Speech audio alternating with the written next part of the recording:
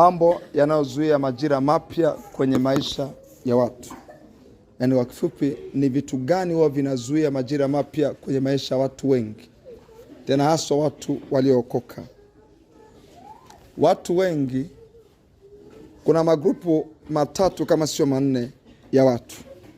Grupu la kwanza la watu ni watu wasiojua wametoka wapi, wasiojua wako wapi, na wasiojua wanaenda wapi. Hilo ni grupu la kwanza. Hilo ni grupu ambalo naweza kusema ni very blind. Ni grupu ambalo lina upofu wa kiroho, kwa sababu hawajui wametoka wapi. Yaani ukimuuliza hata hatua zilizopita, hata namna Mungu alivyokusaidia, hajui anaenda wapi. Hilo ni grupu baya, kwa sababu ni grupu ambalo linakaa gizani. Kama hujui umetoka wapi, uko wapi, unaenda wapi, basi nafikiri tutaomba baadaye Mungu akufungue kutoka hapo. Ni pabaya sana. Grupu la pili, wanajua wametoka wapi. Wanaweza mpaka kufanya tathmini ya hatua zilizopita, na wakasema ya kwamba mbona kuna kipindi fulani nilikuwa nafanya vizuri, mbona sasa hivi sifanyi vizuri. Hili grupu wanaofahamu wa mahali walikotoka, kuna hatua walikuwa nayo, lakini sasa hivi kinachowashangaza ni mbona hiyo hatua haipo. Lakini pia ili grupu wanaweza kujua wametoka wapi, lakini wanaweza kujua pia wako wapi sasa hivi, lakini hawajui wanaenda wapi. Bado la changamoto, kwa sababu bado wako confused. Mbona mambo hayaendi? Nifanyaje sasa? Kwa wanajua wametoka wapi, wanajua wako wapi, wanajua kabisa hapa walipo sio mahali ambapo walipaswa kuwa. Kwa ina confuse, inawasumbua. Kwa nini niko kwenye hatua hii? Kwa nini niko hapa? Kwa nini niko na mambo haya? Lakini hawajui wanaenda wapi. Alafu grupu la tatu, wanajua wametoka wapi, wanajua wako wapi sasa hivi, na wanajua wanaenda wapi. Na kuombea katika jina la Yesu uwe kwenye grupu la tatu. Yaani ujue umetoka wapi, ujue uko wapi sasa, na ujue unaenda wapi.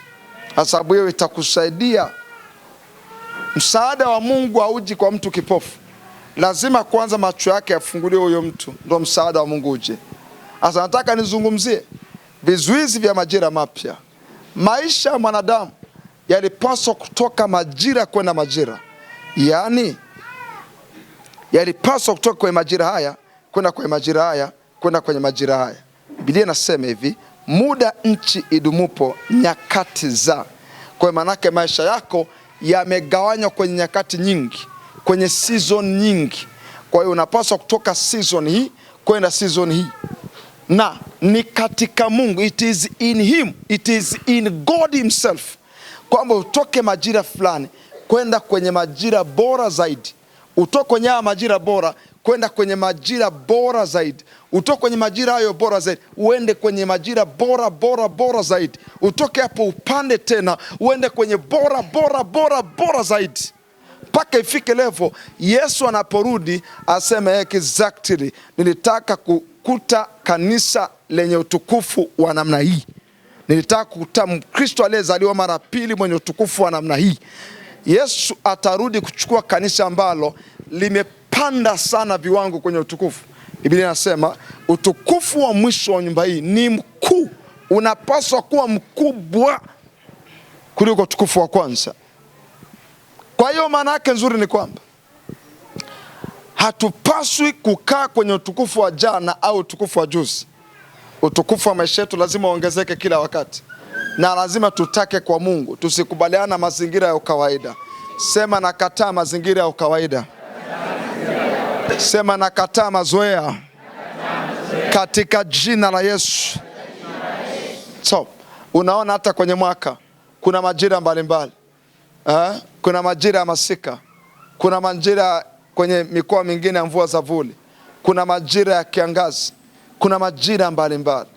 Na pia kwenye maisha yako lazima kila baada ya kipindi cha miezi kadhaa au kipindi cha miaka kadhaa pawe na majira yenye matokeo ya namna fulani. Tukisema majira ni kipindi fulani cha muda chenye tukio fulani, that is a season. Ndio maana nasemaga majira ya masika, maana kipindi hicho ni kipindi cha mvua. Alafu majira ya kiangazi, mvua inapoisha, kipindi hiko ni kipindi cha mavuno, the time of harvest. Kwa tukisema season, maana yake ni kipindi fulani chenye tukio fulani au vipindi vyenye matukio tofauti tofauti. Mungu anataka vipindi fulani fulani vya maisha yetu viwe na matukio tofauti tofauti. Kipindi fulani kiwe na tukio la wewe kujenga nyumba. Kipindi kingine kiwe na tukio la wewe kupandishwa cheo. Kipindi kingine kiwe na tukio la wewe kuanza biashara nyingine mpya. Kipindi kingine kiwe na tukio la wewe kuongeza nyumba ya pili. Kama ni wewe sema yes. Ndivyo Mungu anavyotaka. Anataka vipindi fulani vya maisha yetu viwe vina matukio ya baraka. Matukio ya baraka. Sema ninayavuta hayo matukio ya baraka. Sema ninayachukua kwa jina la Yesu. Sema ninayafanya kuwa ya kwangu. Ndio maana Zaburi akiona hivyo akasema kwa kitabu cha Zaburi 27 mstari wa 13-14, akasema nami niliaminilo ndo hili, ya kuwa nitauona wema wa Bwana katika nchi ya walio hai. Daudi anajitabiria kwamba katika vipindi vya maisha yangu, katika season za maisha yangu nitaona mema. Mungu akufanye uone mema. Amen. Nasema Mungu akufanye uone mema. Amen. Na kusema Mungu akufanye uone mema. Amen. Nasema Mungu akufanye uone mema. Amen. Kama unaamini sema amen yenye uhai. Amen. Sasa nataka nizungumzie vitu vya muhimu hapa, nataka vikamate vizuri. Zaburi sura ya kwanza. Zaburi sura ya kwanza mstari wa 3 hadi mstari wa 6. Tunazungumzia vizuizi vya majira mapya kwenye maisha ya watu wengi. Vitu gani vinazuia majira mapya kwenye maisha ya watu wengi? Na baada hapa na muamini Mungu ya kwamba atapata nafasi ya kuomba pamoja. Biblia inasema naye atakuwa kama mti uliopandwa kando kando ya vijito vya maji. Naye atakuwa kama mti uliopandwa kando kando ya vijito vya maji. Huyo ni mtoto wa Mungu. Huyo ni mtu aliyezaliwa mara pili. Atakuwa kama mti uliopandwa kando kando ya vijito vya maji. Unapaswa kuijua hali yako. Kwa mujibu wa maandiko, hali yako inapaswa kuwa hivi: uwe kama mtu aliyepandwa kando kando ya vijito vya maji. Nataka uangalie kinachofuata hapo kama umefungua Biblia. Inasema kitu ambacho kilinifanya nitafakari sana. Uzaao matunda yake kwa majira yake. Uzaao matunda yake kwa majira yake, wala jani lake halinyauki, na kila alitendalo litafanikiwa. Uzao matunda kwa majira yake. Yani maana yake kwenye kila majira huo unazaa aina fulani ya matunda. It is continuous. It is progressing. Inaendelea hiyo. Unazaa matunda ya aina hii, alafu unazaa matunda tena. Kila majira tuone aina fulani ya matunda kwenye maisha yako kwa jina la Yesu. My God. Anasema uzao matunda kwa majira yake. Angalia neno majira yake. Majira yake. Yani huyu mtu muangalie tu kutoka mwezi huu wangapi? Huu ni mwezi wa 5 kuelekea mwezi wa 9. Hapa hivi kuna kitu kinachanua. Hapa hivi kuna kitu kinajiandaa. Hapa hivi kuna kitu kinaandaliwa. Na ndani ya miezi kadhaa mbele unashangaa kuna tunda jingine jipya limezaliwa. Akimaliza tu, kwa sababu ni mti uliopandwa kando kando ya maji, unashangaa kipindi kinachofuata kidogo panakuwa na matunda mengine. Unapaswa kwa hivyo, and this is your testimony. Kuna tafsiri kadhaa. Tafsiri ya Kiingereza ya kwanza ni kweli nasema that brings forth is fruit in his season, kwenye majira yake. Lakini kuna tafsiri nyingine inasema hivi, bearing fruit each season without fail. Anasema hivi, anazaa matunda kwenye kila, sio katika majira yake, kwenye kila majira bila kufeli. Mungu alitaka uzae matunda kwenye kila majira bila kufeli. Mungu alitaka, na naomba nirudie tena, Mungu alitaka uzae matunda kwenye kila majira bila kufeli. Na rudia tena, Mungu alitaka uzae matunda kwenye kila majira bila kufeli. Narudia mara ya mwisho, Mungu alitaka uzae matunda kwenye kila majira bila kufeli. Kwa sababu uko kando kando ya vijito vya maji. Roho Mtakatifu ndiye ambaye anakumwagilia. Roho Mtakatifu ndiye ambaye anafanya hilo liwezekana. Biblia inasema Roho atakapomwagwa juu ya nchi, hata jangwa litakapokuwa shamba lizalo. Haishi hapo. Kama yupo shamba lizalo, litahesabiwa kuwa msitu mkubwa. Na hii inapaswa kuwa ni hali ya mtoto wa Mungu aliyezaliwa mara pili. Sema nakataa utasa. Sema hilo sio fungu langu. Sema nimebarikiwa kwa baraka ya kuzaa katika jina la Yesu. Kuna tafsiri nyingine inasema hivi, marabasai. Inasema it leaves,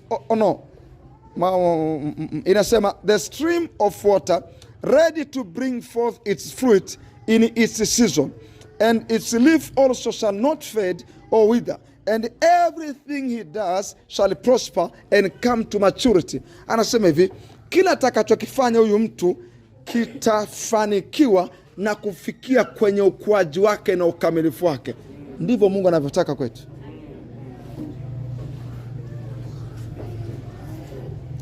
Mstari wa 4. Angalia kitu cha ajabu pale. Inasema sivyo walivyo wasio haki. Sivyo walivyo wasio haki. Hao ni kama makapi ya peperushwayo na upepo. Think about that. Kwa hiyo wasio haki hawatasimama hukumuni, wala wakosaji katika kusanyiko la wenye haki. Mstari wa 6. Kwa kuwa Bwana anaijua njia ya mwenye haki, bali njia wasio haki itapotea. Nataka ujue kitu kimoja. Nisikize. Listen to me very careful. Wasio haki binasema hivi ni kama makapi ya peperushao, lakini angalia mwenye haki. Imesema Biblia jani lake halitanyauka. What a testimony. Biashara yake haitanyauka. Kazi yake haitanyauka. Ndoa yake haitanyauka. Huduma yake haitanyauka. Afya yake haitanyauka. Maisha yake haitanyauka. Kama ni wewe sema amen. Ni kama makapi ya peperushao. Unaweza kuelewa kama pana kunyauka, lazima tu judge. Tuseme ya kwamba hapa kuna kitu ambacho hakiko sawa sawa. Ay, good God. Kila anachokifanya kinafika kwenye ukomavu. Hebu andika hiyo point. Iko ndani ya mwenye haki ya kwamba kila anachokifanya kifikie kwenye ukomavu. Kila unachokifanya lazima kifike kwenye ukomavu. Yes.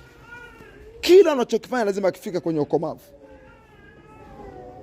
Karamasovi askalibrahanus. Yeremia sura ya 17 mstari wa 5 hadi ule mstari wa 8. Yeremia sura ile ya 17 mstari wa 5 hadi ile mstari wa 8. Nataka tuangalie hapa. My good God. Hii itakushangaza. Najaribu kuinua imani yako hapa kabla sijaenda mahali. Bwana asema hivi, Biblia inasema, amelaaniwa mtu yule amtegemeaye mwanadamu, amfanyaye mwanadamu kuwa kinga yake, na moyoni mwake amemwacha Bwana. Yaani ukifika kwenye hatua ambayo umemfanya mwanadamu kama kinga, yaani kwa kifupi ni kwamba najaribu kusema pasipo yeye maisha yangu hayawezi pasipo yeye maisha yangu hayawezi kwenda. Hiyo ni laana peke yake. Imesema hivi, amelaaniwa mtu yule amtegemea mwanadamu, amfanyaye mwanadamu kuwa kinga yake, na moyoni mwake amemwacha Bwana. Mstari unaofuata. Nataka nikuonyeshe kitu hapo. Mstari unaofuata. Maana atakuwa kama fukara nyikani. Nataka wailati hayo maneno aposto, hata ona yatakapotokea mema. I'm very concerned. Na iko kipengele. Wakati nasoma mstari kilinifanya kufikiria. Okay, angalia. Hata ona yatakapotokea mema. Nataka mnisikie kwa makini. Ni laana kutokuona mema. Hata ona yatakapotokea mema. Maana yake wakati kwenye kila majira ulipaswa kuona jambo jipya latokea kwenye maisha yako, lakini halitokei. Ukiona umefunikwa usione mema, kuna laana inafanya kazi juu ya maisha yako. Au unajua au hujui. Ni laana kutokuona mema. Lazima kwenye kila majira unotice ya kwamba pana jambo la tofauti Bwana amelifanya. Hili hapa. Alafu kwa mfano let me tell you something. Nisikilize kwa mfano. Huu ni mwezi wa 6. Tunaelekea mwezi wa 6. Nao toka mwezi wa 6, wa 7, wa 8, wa 9. Miezi mitatu hii mbele tunapoelekea kwenye mwezi wa 10, lazima unotice, uone kuna kitu fulani cha tofauti kwenye haya majira kimefanyika. Kama hakiko mwilini, basi ukione rohoni. Sasa watu wengi wanaishi maisha kama vipofu. Miezi inapita, miezi inaenda, na hana kile kitu cha kutambua ndani yake ya kwamba hakuna jambo jema naliona kwenye maisha yangu, na kama sioni chochote nifanye nini? Hawajui. Hata ona yatakapotokea mema. Manake iko hivi, mema waga yanatokea. Daudi akasema hivi, nitauona wema. Kwa inataka macho kufanyaje? Kuona. Daudi alisema nitaona wema wa Bwana katika nchi walio hai. Ila huyu mtu amezuiliwa, haoni mema. Ukimkuta miezi mitatu inayokuja mbele, atalalamika kama anavyolalamika sasa. Ataongea lugha ile ile kama anayoongea sasa. Ukimwona huyo mtu jua amezuiliwa rohoni, asione mema. There is something, kuna kitu kinafanya kazi juu ya maisha yake. Hataona yatakapotokea mema. Ona, hataona yatakapotokea mema.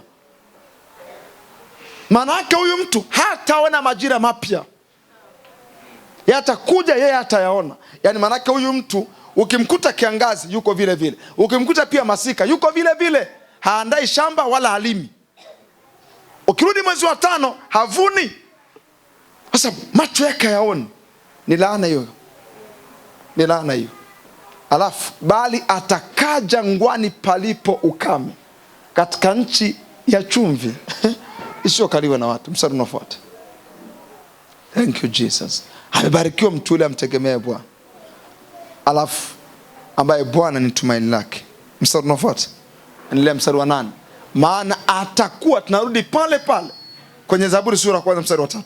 Maana huyu mtu amtegemea Bwana atakuwa kama mti uliopandwa kando kando ya maji, uenezao mizizi yake karibu na mto. Alafu hautaona hofu wakati wa hari. Wakati wa hari ujapo, bali jani lake litakuwa bichi. My good God. Jani lake litakuwa bichi. Huyu ni mtu aliyeungwa na Roho Mtakatifu, aliyeungwa na uwepo wa Mungu. Jani lake litakuwa bichi. Alafu check kinachosema hapo, wala hautahangaika mwaka uchache wa mvua.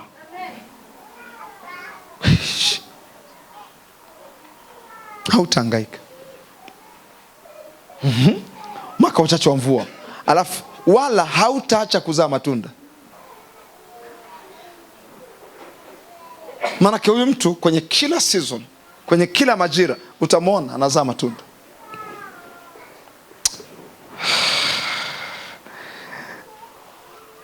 Kwa kila mshirika wa kanisa hili, listen.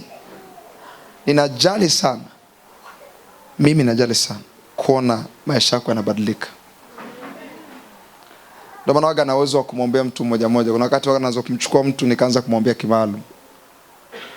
Kwa sababu ninajali sana. Kwa nini uwe ndani ya madhabahu hii? Uwe umeunganishwa na madhabahu hii, na tusione mambo mema yakitokea kwako. Kuna wakati mwingine ninaweza kuandaa somo. Mke wangu akaja kuniambia, unajua somo leo liandaa, kuna mtu alinitumia message akaniambia hivi na hivi, likawa ni somo la wakati. Unajua ni kwa sababu gani? Mungu anajali mpaka mtu mmoja mmoja azae matunda, mpaka mtu mmoja mmoja. Ndio maana Mungu anaweza kunipa kuandaa somo kwa ajili ya mtu mmoja peke yake. Naomba tuelewane kitu kimoja, kwamba kama umeungwa kwenye madhabahu lazima uendelee. Kama umeungwa na maisha yangu haswa, umeungwa na madhabahu hii, umeungwa na madhabahu ya ABC, alo, nataka kuona maisha yako yanaendelea.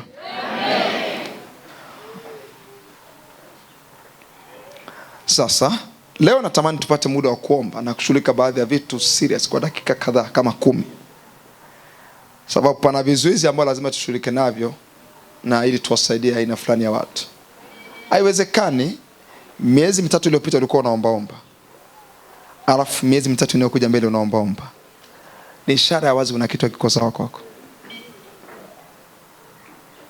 Haiwezekani mikopo inaongezeka kwenye maisha yako na madeni, alafu huoni mpenyo. Ni kama ulikotoka palikuwa ni pazuri kuliko kule unakokwenda. Haiwezekani. Haiwezekani. Iwe mbali na washirika walioungwa na madhabahu hii. Nimesema iwe mbali katika jina la Yesu. Namshangaa Mungu.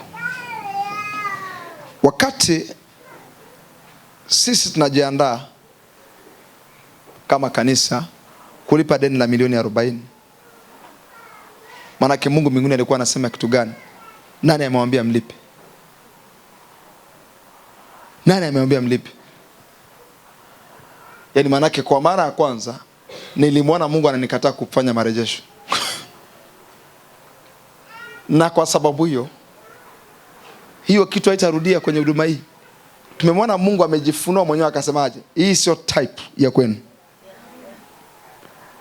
Hii sio namna ya kwenu. Mkusanye hela kwa ajili ya kujenga na sio kufanya marejesho. Uone kama Mungu akubaliana na marejesho. Ukiangalia nyuma nasema hivi, kuna jambo gani la kumfanya Mungu nimwekee mashaka kwenye mambo yaliyoko mbele? Halipo. Inanifanya niendelee kumheshimu kwa viwango vingine. Kwa sababu sio kwa mazoea, sio kwa kawaida.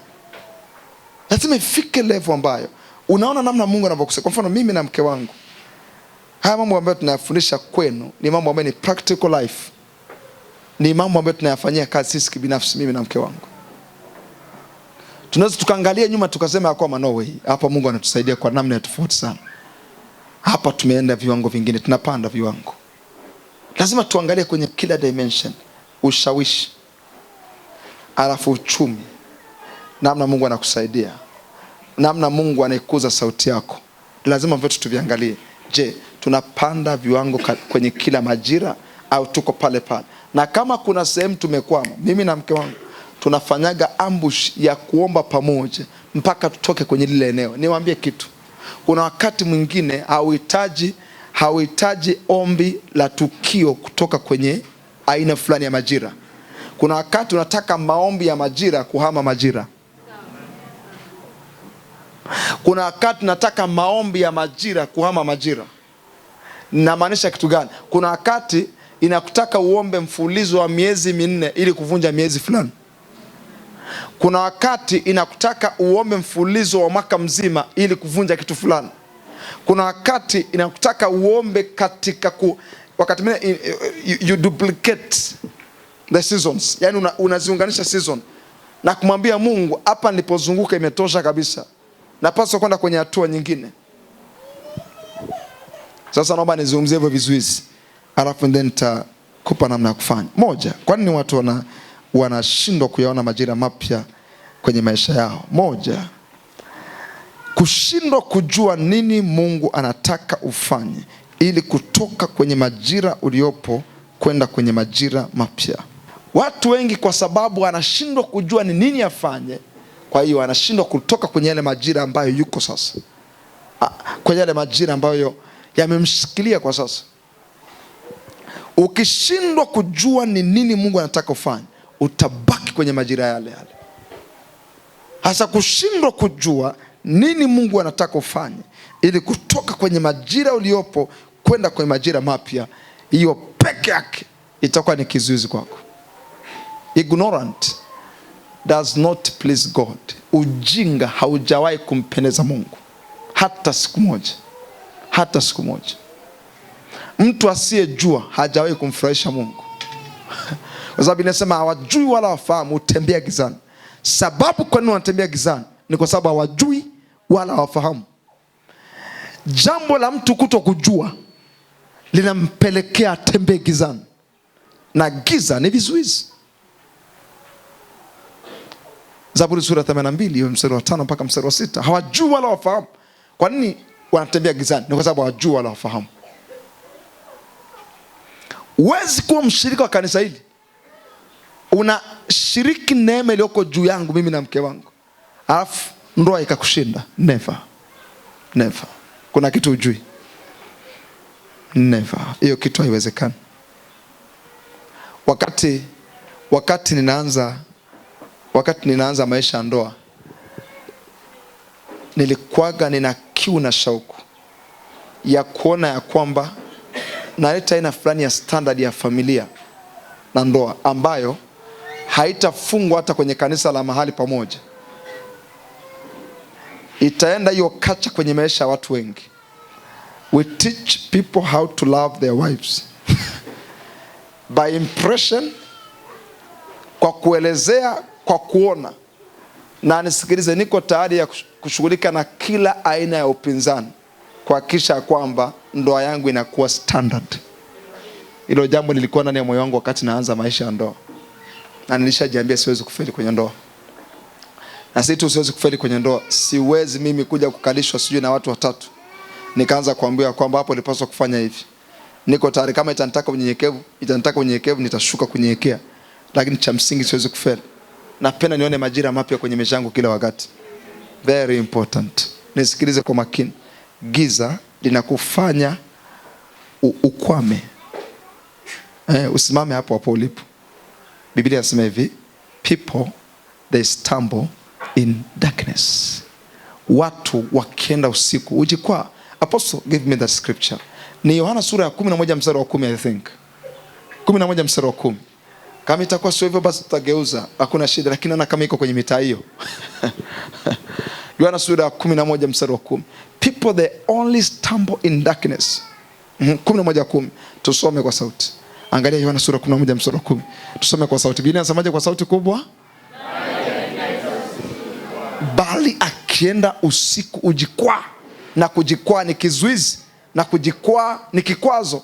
Maana yake akienda usiku uzuiwa, kwa kifupi chake, kwa sababu nuru haimo ndani yake. Watu wengi hawajui Mungu anataka wafanye nini, na kwa sababu hawajui nuru haiko ndani yao ya kuongoza. Biblia inasema bali akienda usiku ujikwaa. Ukienda gizani unajikwaa. Ukienda kwa ujinga, ukienda kwa kupapasa, utajikwaa. Biblia inasema kwa sababu nuru haimo ndani yake. You need light, and knowledge is light. Maarifa ni nuru yenyewe. Yes. Sasa naomba tuangalie kitabu cha Mathayo. Luka sura 19 mstari wa 41. Luka sura 19 mstari wa 41. Luka sura ya 19 mstari wa 41 hadi mstari wa 44. Kitu kinachonisumbua, kwa nini nafundisha hili somo? Kwa sababu kitu kinachonisumbua ni hiki hapa. Watu wengi hata kwa njia ya mtandao, kuna wanaonitafuta mikoa mingine. Kama alinitafuta kwa shida fulani mwaka jana, kinachonisumbua ni kwamba tukivuka miezi kama 6 mbele, ananitafuta kwa jambo lile lile. Hiyo kitu kinanisumbua sana. Inanisumbua sana. Alafu ile siku ananipigia mwaka jana, nilimuelezea baadhi ya kanuni. Na anashangaa kwa nini aji na matokeo. Maana zile kanuni ambazo nilimpa aliziacha pale pale. Hakuna kitu kinanisumbua mimi sana. Kama mtu alikuja akakuelezea aina fulani ya tatizo mwaka jana, maana huyo mtu amekwama mwaka mzima hajaweza kumove, iwe mbali na maisha yako kwa jina la Yesu. Hiyo hapana kabisa. Angalia, Biblia inasema alipofika karibu aliona mji wa Yerusalemu akaulilia. Yesu aliulilia. Ni moja ya maeneo machache sana ambaye anaonyesha Bwana Yesu alilia. Alilia kwa Lazaro. Namuona analia hapa. Akaulilia Yerusalemu. Afu angalia mstari wa 42 kinachosema. Akisema, wakati analia alikuwa anasema. Maana yake kwenye kulia kwake alisema. Kuna vitu vilikuwa anavisema. Maana yake anapovisema ndivyo vilivyomfanya alie. Ni hesabu rahisi. Anavisema hapo ndivyo vilivyomfanya alie. Ni vitu gani vilimfanya alie? Na nafikiri ni yeye yule jana, leo na hata milele. Kama alilia kwa sababu hii, basi ujue hii kitu ikimtokea Mkristo leo atalia tena. Na in fact Bwana Yesu ndio sifa yake. Amekaa mbinguni anatuombea. He is our intercessor. Amekaa anaomba mpaka sasa hivi anatuombea. Kwa maana pana mambo yanamlizaga Bwana Yesu, na moja ya jambo la Bwana Yesu ni hili hapa. Alipofika akaona mji akaulilia, akisema huyo mji ulikuwa ni Yerusalemu, light ungalijua. Underline hilo neno apostle, ungalijua. Light ungalijua. Hata wewe katika siku hii ya kupasayo amani. Na underline pia hilo neno ya kupasayo amani. Light ungalijua ya kupasayo amani. Alafu check, lakini sasa yamefichwa machoni pako. Oh no. Lakini sasa yamefichwa machoni pako. Mstari unaofuata, kama nikuonyesha kitu afu tarudi kwenye mstari huu. Kwa kuwa siku zinakuja adui zako watakapokujengea boma. Boma ni kitu gani? Kizuizi. Adui yako atakujengea boma, alafu likuzunguke. Manake vizuizi vimezungushwa kwa maisha yako. Ukienda hivi uwezi kwenda, ukienda hivi uwezi kwenda. Watakuzingira na kusuru pande zote. Alafu mstari unaofuata, check recommendation ya Yesu. Watakuangusha chini wewe na watoto wako ndani yako, wasikuachie jiwe juu ya jiwe. Underline haya maneno yanayofuata apostle. Tutayasoma kwa sauti. Haya maneno yanayofuata sikilize. Haya tuyasome kwa sauti kubwa. Biblia inasemaje? Soma kwa sauti tena. Biblia inasemaje? Kwa sababu kutambua majira ya kujiliwa kwako. Mlikuwa mnamsubiri Mesaya, lakini mlikuwa mnamsubiri kimwili. Akataka kuanza kushughulika na amani yenu ya ndani. Akataka kuanza kushughulika na mabadiliko yenu ya ndani. Mlimtaka alishughulike na mabadiliko ya nje. Kwa mlimtarajia kwa kwa mfumo wa kimwili na sio wa ndani. Na huyu Mesaya alikuja kuleta nyakati za kupumzika na za starehe. Ndio maana Yesu alipoona Yuda akasemaje? Njoni kwangu ninyi nyote msumbukao na wenye kulemewa na mizigo. Yaani hii ndio kazi ya Mesaya. Nilikuja ili niwapumzishe na hiyo mizigo. Mizigo ni ipi? Ni ya ndani. You are struggling. Ndani mnateseka, mna laana ya torati. Mnateseka. Mnauana kwa kupigana kwa mawe. Mnahukumiana usiku na mchana. Mmejivika kongo ambalo aliwaruhusu muende mbele. Nimekuja niwapumzishe ndani. Lakini wao wakasema hivi, kwani Mesaya azaliwa Nazareti? Bethlehem yote. Miji dhaifu kama hii. Walitafsiri kimwili. Yesu akasema kwa kuwa ukutambua majira ya kujiliwa kwako, na kwa sababu hiyo adui zako atakuzunguka. Kwa hiyo maana yake nzuri ni kwamba usipotambua ni nini Mungu anataka ufanye, maisha yako yamezuiliwa. Andika hiyo point. Usipotambua ni nini Mungu anataka ufanye, maisha yako yamezuiliwa tayari. Hawa walichotaka kujua ni kwamba kilichokuwa kinahitajika kwao ni waamini. Walipaswa kuamini. Walipaswa kuamini.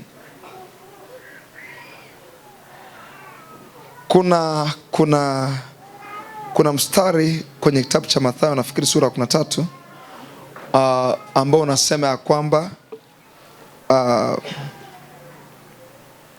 ili wasije wakaona kwa macho yao, wakasikia kwa masikio yao. Alafu naomba mstari apostle, nafikiri ni Mathayo sura 13. Kuna shida ambayo walikuwa nayo Wayahudi. Kuna ugumu kwenye mioyo yao.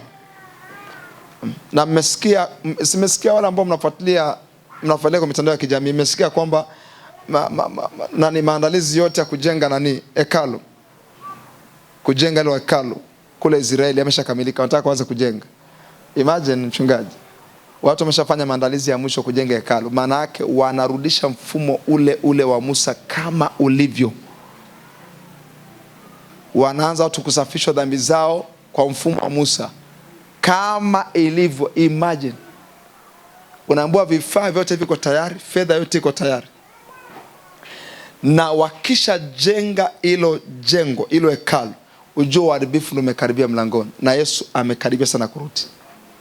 Imagine wameshafanya maandalizi yote. Imagine Yaani manake Wayahudi mpaka sasa hivi hawakubaliana swala kwamba Yesu alikuja na alichukua dhambi za ulimwengu. Wanataka watengeneze la kwao, warudi kwenye mfumo ule ule wa kwanza. Just imagine. Anasema hivi, maana mioyo ya watu hao imekuwa mizito. Shida ya wana wa Israeli ilikuwa ni hii. Ndivyo pia ilivyo kwa watu wengi walioko kanisani. Na kwa masikio yao hawasikii vyema, na kwa macho yao wamefumba, yani hata kuona waone. Alafu angalia, wasija wakaona kwa macho yao, hii kitu hiyo mbali na wewe, wakasikia kwa masikio yao, wakaelewa kwa mioyo yao, wakaongoka nikawaponya. Iko kipengele cha mwisho waga nakifikiria sana. Maana yake nzuri ni kwamba kumbe ukielewa kwa moyo wako na ukaamini, kuongoka ni kuamini, unaponywa. Kwa maana yake Mungu anakutoa kwenye hayo majira uliopo ukishaelewa na kuamini. Sasa wana wa Israeli, angalia, Yesu anawaambia hivi, adui atakuja atakuzunguka. Na kweli baada ya Bwana Yesu kuondoka, unaona Yerusalemu ilikuja ikaharibiwa. Ni kwa nini? Kwa sababu hawakuamini. Nani moyo? Yesu aliwaambia hamjui yawapasayo amani. Ndivyo alivyo watu wengi. Watu wengi hawajui nini cha kufanya. Hawa walichopaswa kufanya ni kuelewa, wakaamini, wakaponywa. Kwa mfano, kuna mwingine ili atoke kwenye majira hayo, mwingine anataka maombi. Anataka season za maombi kama ya Bezi. Kuna mwingine anataka kufunga. Kuna mwingine anataka mikesha. Yani akifanya mikesha vizuri, ana break hiyo cycle. Yani maana yake anatoka kwenye haya majira aenda kwenye majira mapya. Kuna mwingine ni sadaka. Mungu anasubiri atoe sadaka ya dhabihu. Kuna mwingine anataka maarifa ili ya break hiyo cycle. Kuna mwingine anataka aanze kusoma kwa namna serious. Yani maana yake Mungu anamdai kusoma. Kuna mwingine anadaiwa tabia ili atoke pale. Sasa ukiwa ujui ni kitu gani ambacho Mungu anataka ukifanye kwenye haya majira, umekwama tayari.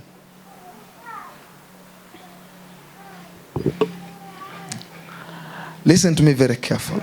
Nisikize kidogo kwa makini. Watu wengi hawajui na watafuti kujua kutoka kwa Mungu ni kwa nini anazunguka kwenye majira yale yale. Hiyo ndio changamoto ya watu wengi. Kwa nini? Kwa nini anazunguka kwenye majira yale yale? Na watafuti kujua. Hawatafuti kujua. Alafu kingine pia hata wasemi mbele za Mungu. Mungu, kwa nini nazunguka hapa hapa? Watu wengi ndivyo walivyo. Hivyo na habari, hata faida fulani ikipazist mwaka mzima, lazima uulize kwa Mungu. Kwa mfano, kwa siku unapata faida shilingi 20,000 na ni mwezi wa 5 sasa hivi au wa 7, unapata faida ile ile. Lazima uulize kutoka kwa Mungu. Lazima utafute kujua kutoka kwa Mungu. Kwa nini Mungu faida yangu haiongezeki? Na kwa nini siongezeke? Lazima uulize haya maswali.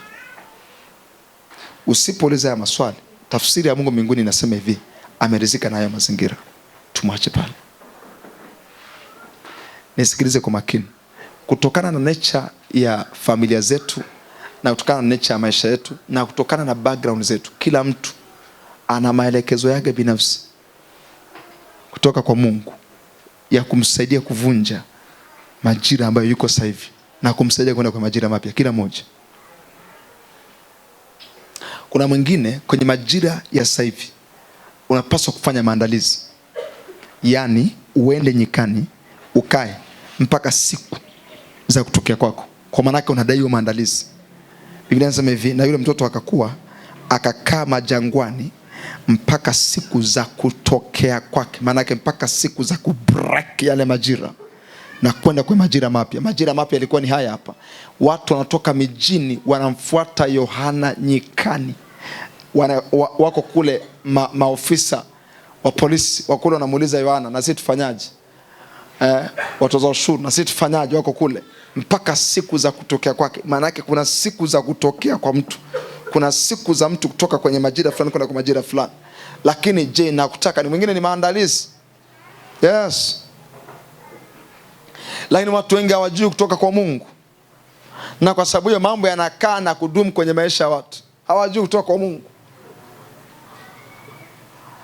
Jambo la kwanza nataka ulijue ni hili. Kushindwa kujua nini Mungu anataka ufanye ili kutoka kwenye majira uliopo kwenda kwenye majira mapya. Ukishindwa kujua nini Mungu anataka ufanye, umekwama tayari. Umekwama tayari. Na wakati mwingine hiko cha kujua nini Mungu anataka ufanye lazima kitokee ndani yako, kwa sababu ndani yako ndio utasikia, je, huo mzigo wa ile jambo umeondoka au bado upo. Lazima ifike level ambayo ndani yako ina sense kwamba kama umeomba unajisikia ndani ya kwamba imetosha kwa ajili ya jambo hilo. Ni muhimu sana. Kwa mfano, kuna wengine ambao ili utoke kwa majira hayo kwenda kwa majira mengine, lazima uestablish madhabahu na mke wako, kwa sababu Mungu anaona akikuinua akakupeleka hatua nyingine, utaachana na mke wako. Anataka wa link mkae na mke wako vizuri kwenye hiyo madhabahu, alafu muwe moja, ili haya matukio yakitokea yaendelee kuwafanya kuwa moja. Unaweza kuona picha hii ya wazi ya kwamba kila mtu ana wajibu wake kutoka kwenye mazingira alionayo kwenda kwa mazingira yanayofuata, kwenda kwenye majira yanayofuata. Kama umeelewa, nisaidie kusema amen. Amen. Unadaiwa kutoka kwa Mungu. Hilo jambo la kwanza. Jambo la pili, vizuizi vya majira mapya kwenye maisha ya watu. Jambo la pili, watu wengi wamemwacha Bwana.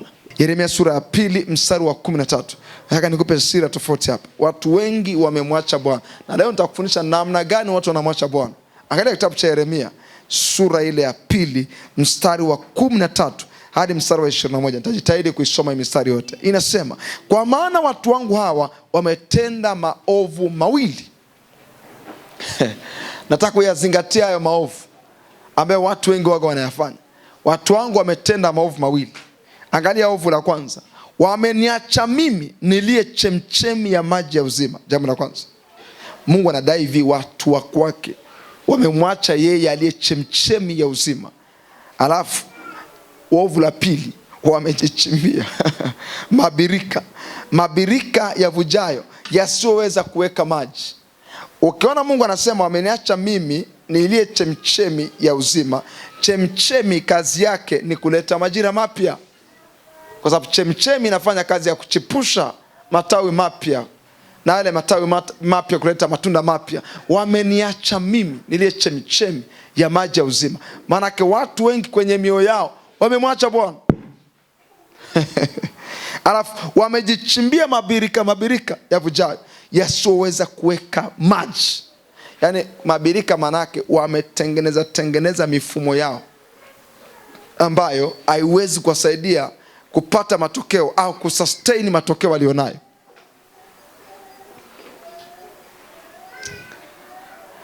Alafu, je, Israeli ni mtumwa? Mpaka Mungu anauliza maswali. Je, au ni mzawa? Je, ni mzawa?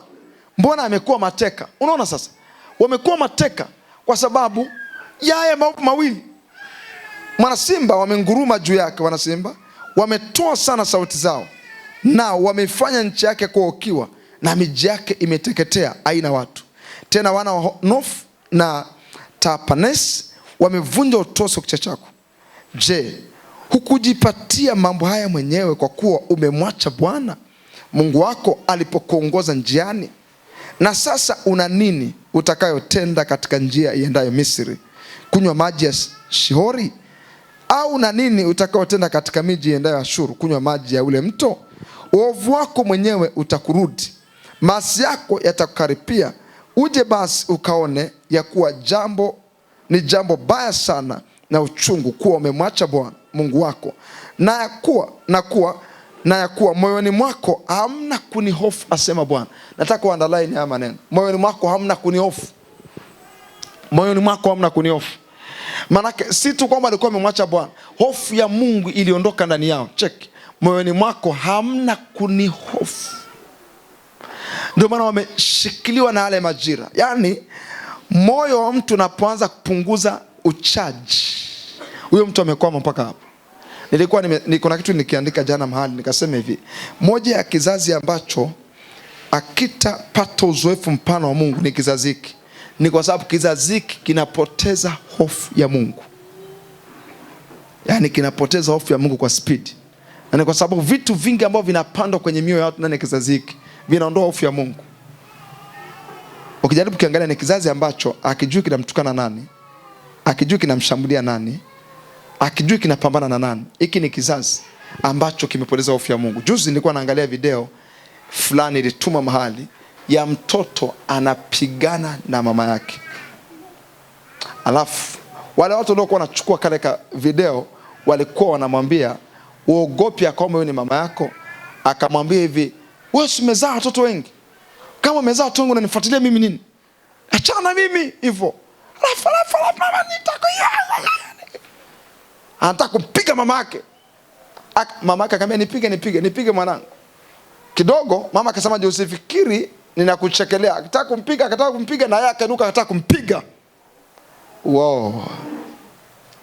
Unaona?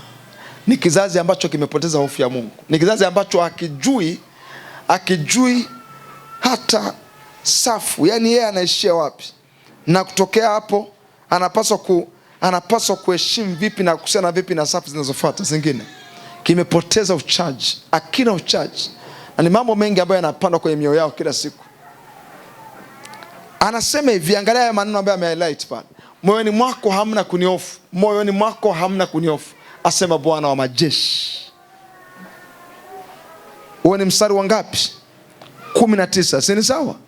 Kwa maana tangu zamani wewe umeivunja nira yako na kuvipasua vifungo vyako, ukasema mimi sitatumika. Kwa maana juu ya kile kilima kirefu na chini ya kila mti wenye majani mabichi umejinamisha, ukafanya mambo ya ukahaba, manake kuabudu miungu mingine. Nami nalikuwa nimekupanda mzabibu mwema. Angalia Mungu anachokisema, mbegu nzuri kabisa, umegeukaje? Alafu angalia, kwa kuwa mche, basi kuwa mche usiofaa wa mzabibu mwitu machoni pangu. Mungu anadai ya kwamba amegeuka. Alafu kuna mbegu nyingine imechipuka sasa. Sio mzabibu wa asili. Huu ni mzabibu mwitu. Maana kuna kitu kingine kinaonekana ndani ya yule mtu. Kuna kumwacha Bwana. Unaweza kuwa huko kanisani vizuri, uko na sisi, lakini ndani ya moyo wako umemwacha Bwana. Na Mungu anajua kabisa umemwacha. Hakuna mtembeo wa Mungu ndani yako tena. Wala hakuna hofu ya Mungu. Nisikilize kwa makini. Kwa wale ambao mme-experience hiki tutaielewa. Hivi najua mtu mwenye ushirika mzuri na Mungu asipoomba siku moja anahukumiwa ndani. Nani amekupata hiyo hali? Ipo kwa watu wale ambao wameshapandisha viwango vyao vya ushirika. Hivi na habari, mtu yote ambaye ameshakuwa na Mungu, usiposoma Biblia siku 2 mfululizo, kuna hukumu inakaa kwenye roho yako. Unaanza kujiona kuna kitu kimepunguka kikubwa sana. Hivi na una habari ya kwamba ukishaanza kupandisha viwango vyako na Mungu, ukila wiki nzima mpaka unajisikia hukumu. Hivi mimi nimefikia level hii kabisa, nakula wiki nzima. Hivi kweli? Toka Jumatatu mpaka sasa hivi hii ni Jumapili nakula tu. Watu wamepoteza hofu ya Mungu. Uchaji wa kweli haupo. Yaani ndani hawadaiwi. Upendo wao kwa Mungu kuna namna unapungua siku hadi siku. Na kuna nabii mbaya sana siku za mwisho, ya kwamba siku za mwisho upendo wangu utafanyaje? Utapoa. Na kuna kanisa kwenye kitabu cha Ufunuo anawaambia hivi, waurudie upendo wao wa kwanza. Maana kuna watu wengi ambao upendo wao kwa Mungu unapungua kila siku. Na ile hofu ya Mungu inapungua kila siku.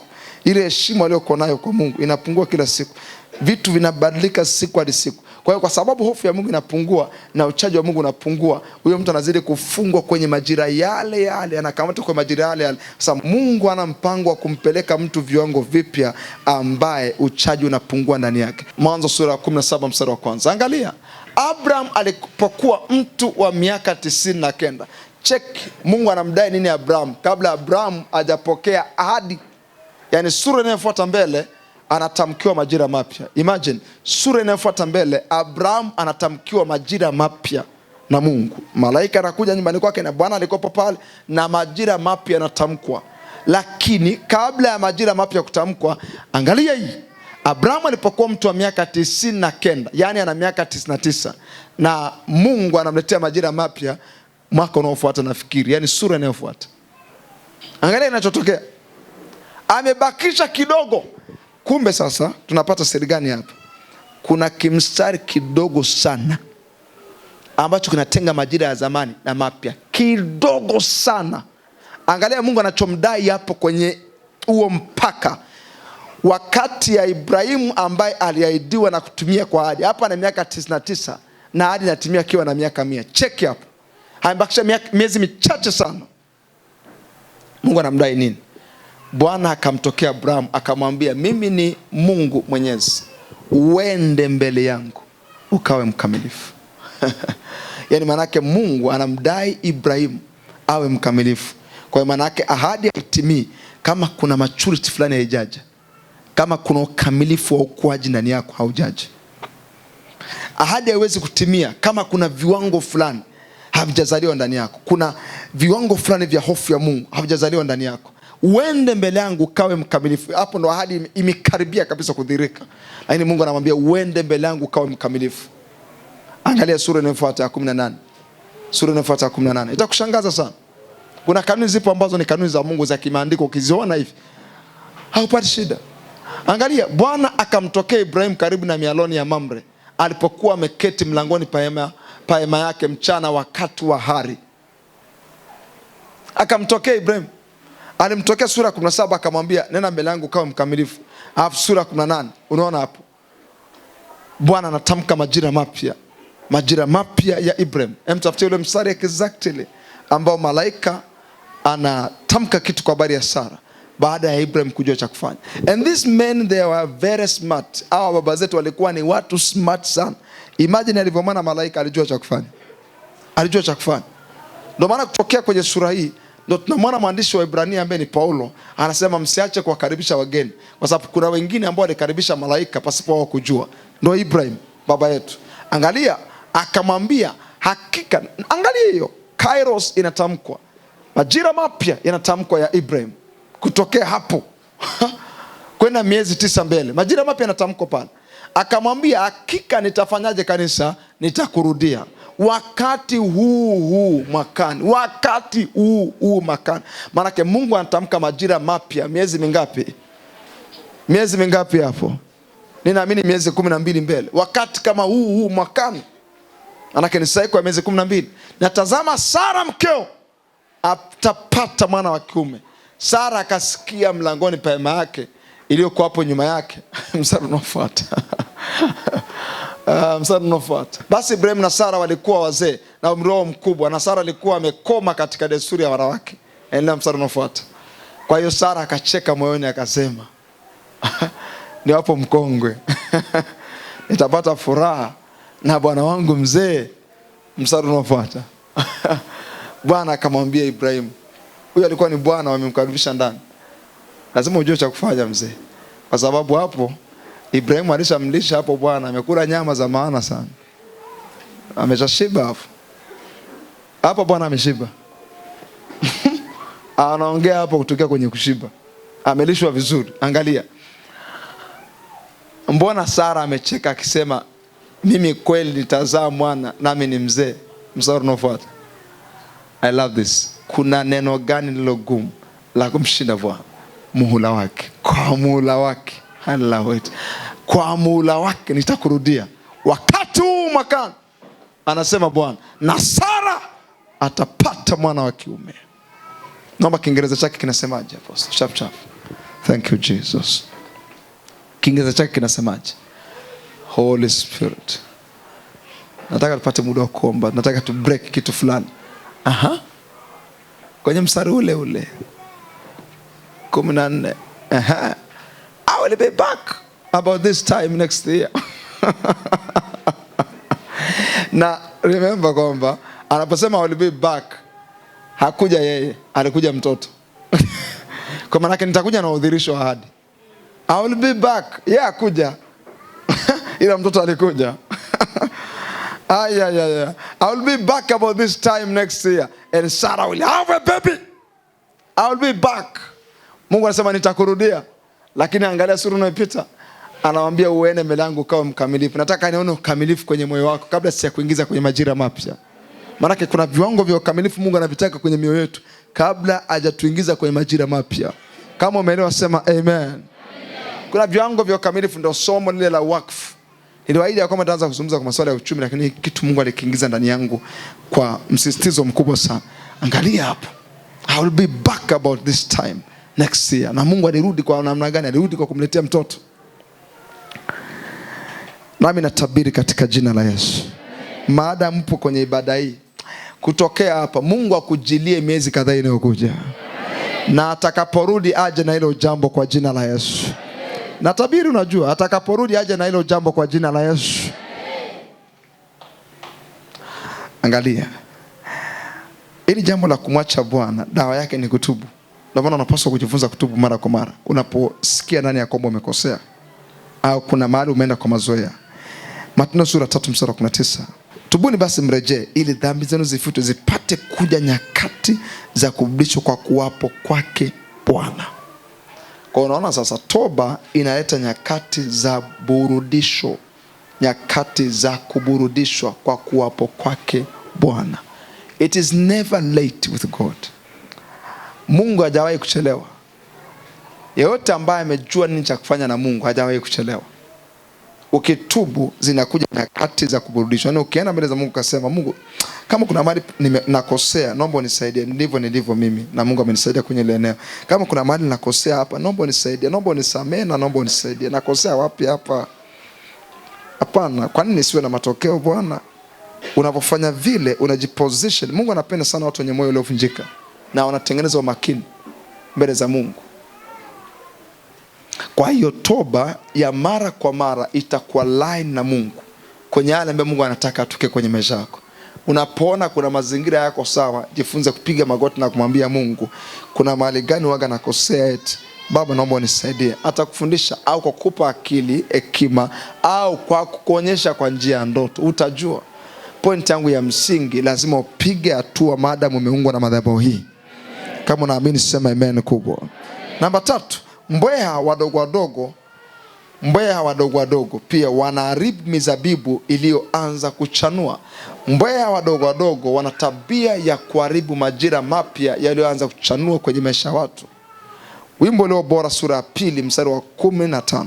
Mbweha wadogo wasipokamatwa na kufungwa, wasipoharibiwa na kuondolewa, wana tabia ya kushambulia vile vichala vipya, ya kushambulia yale majani mapya ambayo yameanza kuchipuka, ambayo yanatuletea matunda. Mbweha wadogo wanaharibu mizabibu iliyoanza kuchanua. Kwa hiyo mbweha wadogo pia ni kizuizi cha majira mapya ya watu wengi.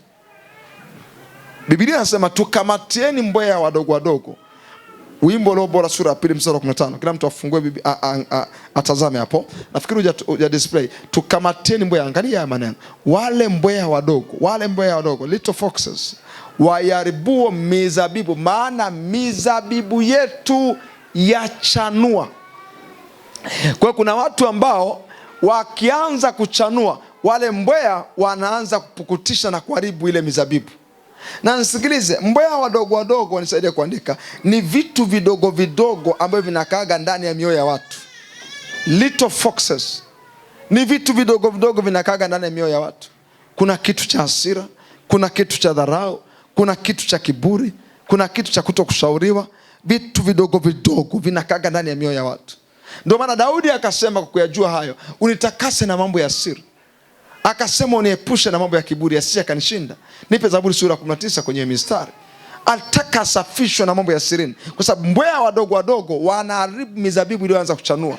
Umeanza kuchanua. You are ready for new season. Tayari majira mapya yameanza kuchipuka kwenye maisha yako. Lakini mbweha wadogo wanaweza kushambulia ile mizabibu iliyoanza kuchanua. Then you are back to your previous season. Unarudi nyuma kwa majira yaliyopita. Unaanza upya tena. Listen to me very carefully. Angalia, nani aweze kuyatambua makosa yake? Huyu mtu wa Mungu anasema nitakase na mambo ya siri. Kuna watu mna mambo ya siri ndani, na unachotaka ni Mungu kutakasa na mambo ya siri. Yale mambo ya siri ni mbweha wadogo ambao wanashambulia mizabibu. Kuna watu ambao ni wazuri sana kanisani, lakini sio wazuri sana kule mahali pa siri. Kuna watu ambao ni wazuri sana mbele za watu, lakini sio wazuri sana kwenye matumizi ya simu. Kuna watu ambao sio wazuri sana kule mahali pa siri.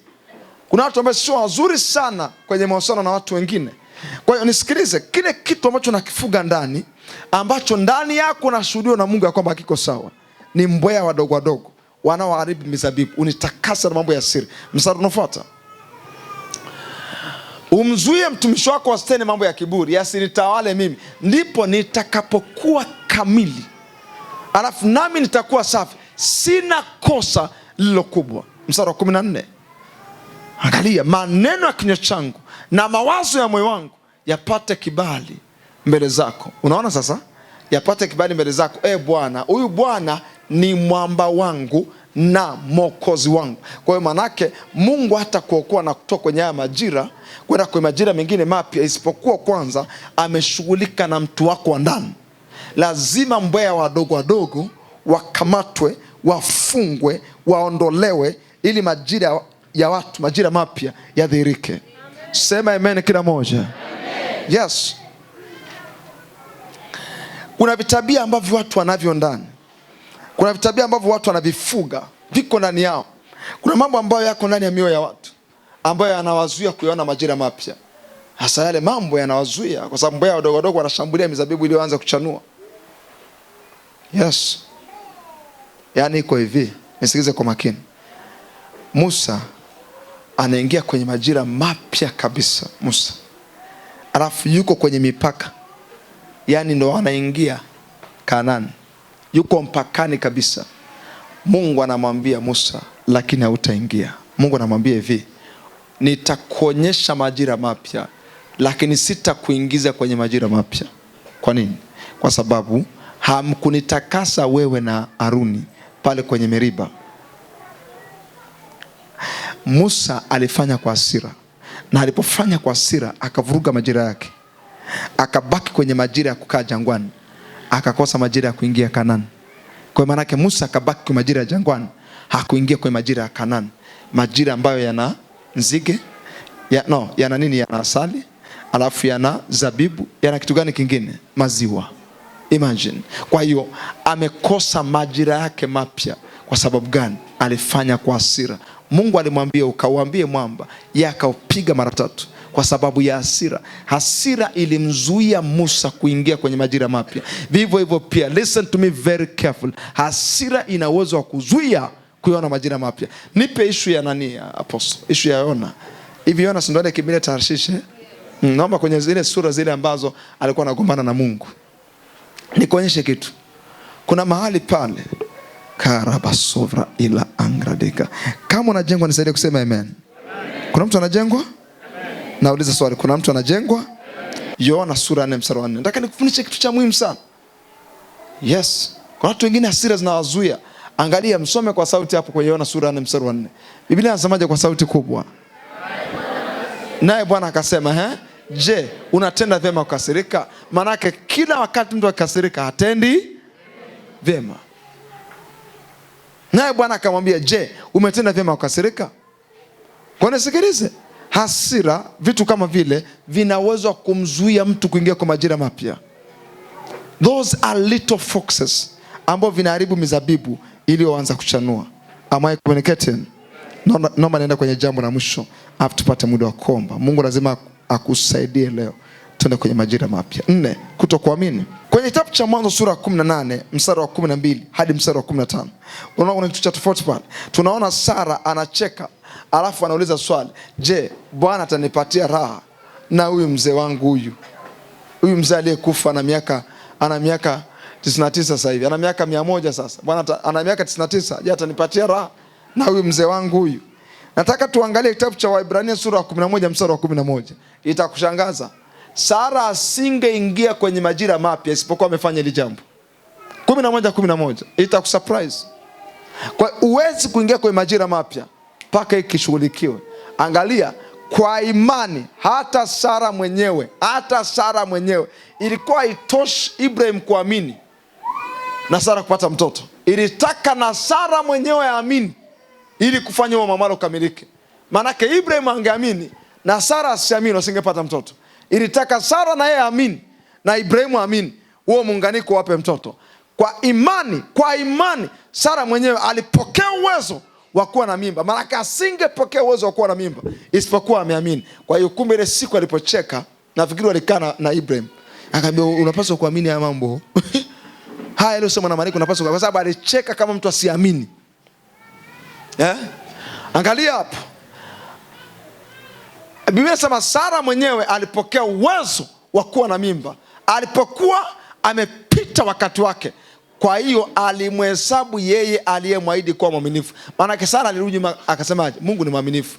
Alipomhesabu kuwa Mungu ni mwaminifu, yeye ambaye amemwahidi akaamini, na alipomwamini akapata mtoto. Kwa maana yake nzuri ni kwamba uwezi kuingia kwa majira mapya usipoamini. Wale ndugu zetu wa kanisa la Jangwani wote walibaki, walienda watoto na walienda watu wawili, ni Caleb na Joshua. Kwa sababu gani? Wengine wote hawakuamini. Na kosa moja tu ambalo walikuwa nalo, ambalo linasema kitabu cha Waebrania sura 3, ni moyo mbovu wa kutokuamini. Kwa hiyo kutokuamini kunaweza kukuzuia usiingie kwenye majira mapya. Lazima uanze kuamini ya kwamba naingia kwenye majira mapya.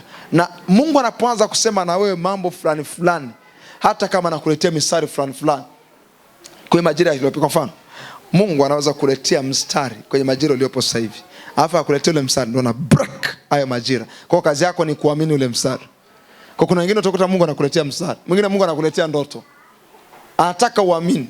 Kwa sababu Ibrahimu alipofika mahali ni kama akapata changamoto kidogo. Ameelezea Mdameski ndo nafikiri atakuja kurithi hizo mali. Naona kama vile nazeeka na hiki ninachokisema hakitawezekana. Akatolewa nje na malaika. Mungu akamwambia toka nje kidogo, alafu angalia angani. Akamwambia, je, unaweza kuhesabu hizo nyota? Siwezi kuhesabu.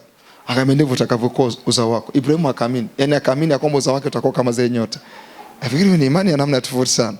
Yaani unaulizwa hivi, uzao wako utakuwa kama hizo nyota za angani. Ibrahimu akaamini kwamba atakuwa na watoto wengi kama hizo nyota za angani. Alafu Biblia inasema hivi, akahesabiwa kuwa haki. Kwa tendo lile, nataka tusimame tuombe ya kwamba Mungu akusaidie kwa dakika 5 utoke kwenye majira ulioko sasa hivi, akupeleke kwenye majira mengine. Kama atakujia kwa njia ya ndoto, kama atakupa ufunuo wa neno, kama atakutumia mtu, lakini majira yote ambayo umekaa muda mrefu tunayavunja mchana wa leo. Na nataka ni waruhusu mtoke hapa na kwenda kwa majira mapya. Simama kwa miguu yako. Rabashanda, naomba shikilia tu kinanda. Nataka tufanye kitu cha kinabii hapa. Ili somo Mungu akunipa niishie kufundisha tu. Nataka kila mtu asimame. Uko tayari kuachana na majira yaliyopita? Oh my good God. Karabasovra ila angradega sof. Unaweza kufanya. Weka mikono yako miwili juu. Shika kinanda tu. Weka mikono yako miwili juu. Sema, Baba, katika jina la Yesu, ninakushukuru kwa neno lako. Nakushukuru kwa ufunuo wa neno lako. Sema, nimesikia na nimeamini. Sema, ninahitaji ndani ya moyo wangu. Uniletee msaada. Unibebe kwa roho wako. Unitoe kwenye mazingira niliyopo, kwenye majira yaliyonishikilia. Unichukue na unipeleke kwenye majira mapya. Na kama kuna mahali nilikosea, sikwenda sawa sawa, sikukusikia, sikukuelewa, nikaenda kama kipofu, ninaomba unisamehe. Ninaomba neema yako ije juu yangu sasa, na initoe kwa majira haya, inipeleke kwenye majira mapya, katika jina la Yesu. Jambo lolote lililozunguka na mimi kwa muda mrefu mpaka sasa, hilo jambo liniachie sasa. Matokeo yote yaliyozunguka na mimi kwa muda mrefu, hayo matokeo yaniachie sasa. Sema, niko tayari kwenda kwenye hatua inayofuata. Niko tayari kwenda kwenye ngazi inayofuata. Sema, niko tayari kwenda kwenye matokeo yanayofuata. Kwa damu ya Yesu, ninaomba unisaidie. Yasaidie maisha yangu, saidia biashara yangu, saidia kazi yangu, kwa jina la Yesu. Niondoe kwenye mazoea, kwenye ukawaida, kwa jina la Yesu. Nataka kuona utukufu wako mpya, neema yako mpya kwenye kila eneo la maisha yangu, kila wakati na kwenye kila majira, kwa jina la Yesu. Nenda mbele yangu na ondoa kila kizuizi kilichoko mbele yangu, kwa jina la Yesu. Kizuizi kiondoke na mimi niachiliwe, kwa jina la Yesu.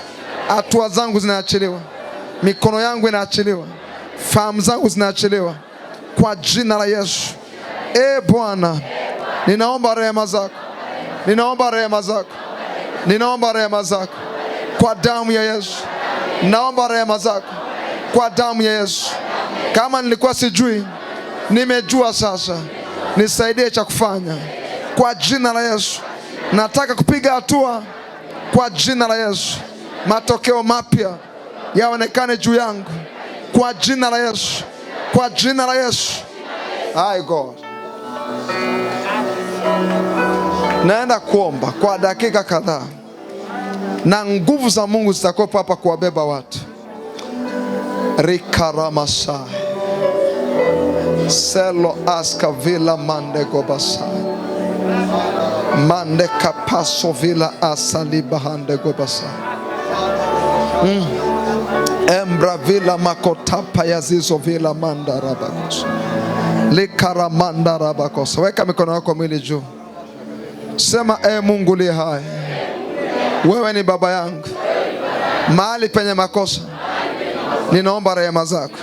Sema mahali penye makosa ninaomba rehema zako. Mahali penye makosa ninaomba rehema zako, na katika jina la Yesu unitumie msaada wako, uje juu yangu sasa. Nguvu zako zidhirike juu yangu muda huu kwa jina la Yesu, kwa jina la Yesu, kwa jina la Yesu. Kila kamba iliyokuwa inanizuia kupiga hatua ivunjike sasa kwa jina la Yesu. Inavunjika sasa, inaniachia kwa jina la Yesu. Kila laana iliyosemwa kinyume na maisha yangu inarudi sasa kwa jina la Yesu. Kila tamko lililotamkwa kinyume na maisha yangu linageuka sasa, linabatilika sasa. Kila shauri lililofanywa kinyume na maisha yangu linabatilika sasa kwa jina la Yesu. Kila jambo ambalo sio Mungu na limezuia maisha yangu linaondoka sasa kwa jina la Yesu. Sema Roho Mtakatifu, nibebe sasa, nitoe kwenye majira haya, nipeleke kwenye majira mapya kwa jina la Yesu. Sema kila jangwa ligeuke kwa jina la Yesu. Sema kila ugumu uondoke kwa jina la Yesu. Kila ukame uondoke kwa jina la Yesu. Majira mapya yanachipuka sasa, yanaondoka sasa kwa jina la Yesu, kwa jina la Yesu, kwa jina la Yesu. Huo mzunguko wa uovu uliokaa na mimi kwa miezi mingi iliyopita unaondoka sasa kwa jina la Yesu. Ayaanza kuvunja huo mzunguko kwa kutumia damu ya Yesu. Kapaya suvela askali baranda rekopala mande gobakata. Kama ni mbweha wadogo wadogo, shughulika na hivyo vitu. Kama unaona kuna nguvu ya kiroho ambayo inakuzuia, shughulika nayo.